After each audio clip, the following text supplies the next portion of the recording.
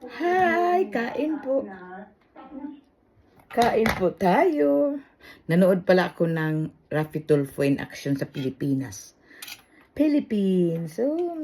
So kain po tayo. Ano na dito sa Norway? 3 o'clock na po. Dinner tayo. Ito, oras namin ng dinner eh. Tapos may, ano pa ako dito, may papaya pa. O, tingnan nyo guys. Super sarap. Kahapon to. Ito, anak ko hindi nakaubos. Ako ang ubos nito. Tapos, may ano tayo, hindi ako magkanin today. Kanina nagsaging ako tsaka kamuti. At ngayon ay vegetables po tayong sarap. May kalabasa, may talong, may okra, may beans. At tapos ang hinalo ko na karni ay beef. Ayun. So kain po tayo ninyo. Pray muna.